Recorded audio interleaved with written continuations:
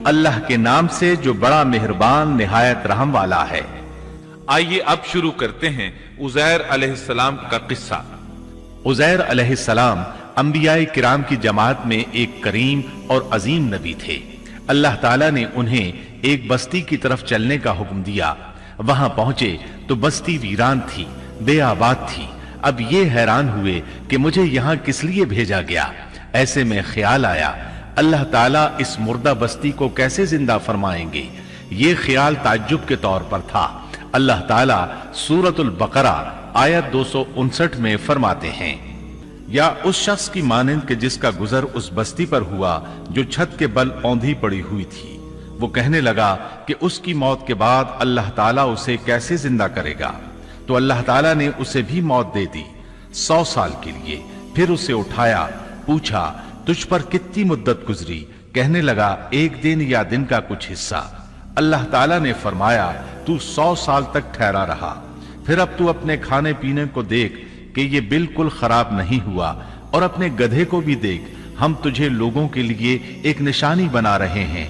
तू देख कि हम हड्डियों को किस तरह जोड़ते हैं, फिर उन पर गोश्त चढ़ाते हैं। जब ये सब जाहिर हो चुका तो कहने लगा मैं जानता हूं अल्लाह ताला हर चीज पर कादिर है।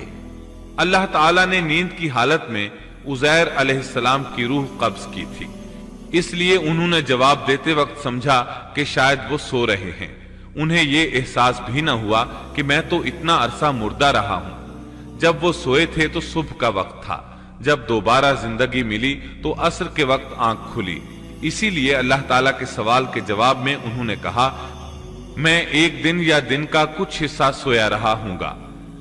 अल्लाह ताला ने फरमाया अपने खाने और गधे को देखो, खाना बहुत जल्द खराब हो जाता है, लेकिन 100 साल गुजरने पर भी खाना बिल्कुल ताजा था, जबकि आपके गधे की हड्डियां बिखरी पड़ी थी। अचानक उनके सामने देखते ही देखते हड्डियां हरकत करने लगी, फिर जुड़ने लगी। गधे का ढांचा तैयार हो गया तो उस पर गोश्त चढ़ने लगा। इस तरह गधा जिंदा हो गया और आवाज देने लगा।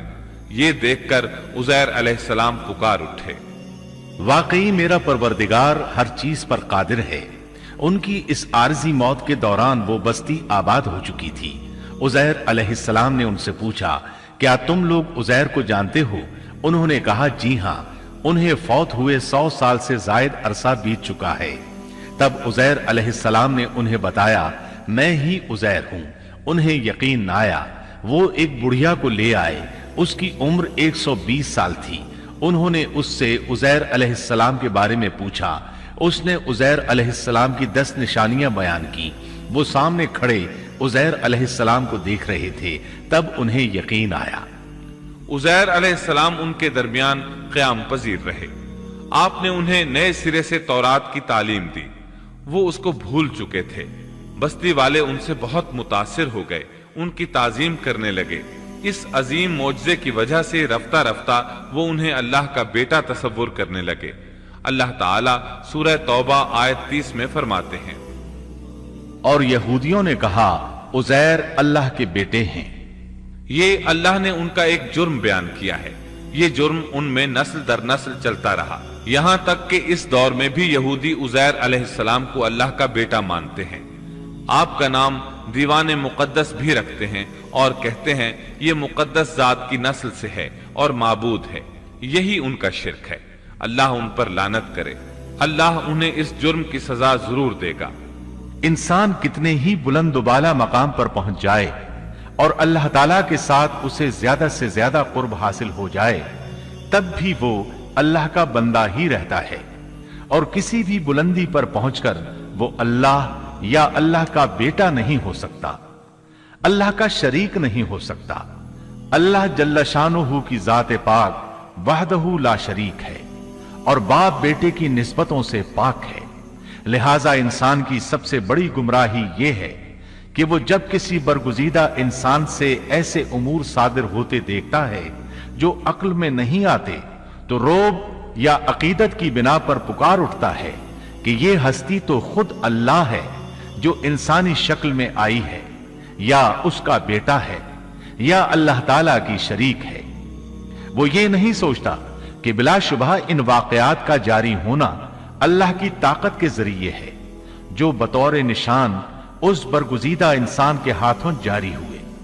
इसके बावजूद ये न अल्लाह है न अल्लाह का बेटा, बल्कि उसका एक पसंदीदा बंदा है, और ये उमूर अल्लाह ताला के खास कवानीन के तहत सिर्फ उसकी ताईद और उसकी सदाकत के लिए जाहिर होते हैं, वरना वो भी अल्लाह ताला के आगे उसी तरह मजबूर है जिस तरह दूसरी मखलूक। कुरान करीम ने सैयदना ईसा अलैहिस्सलाम की हकीकत सूरह आले इमरान की आयत 59 में इस तरह बयान की है।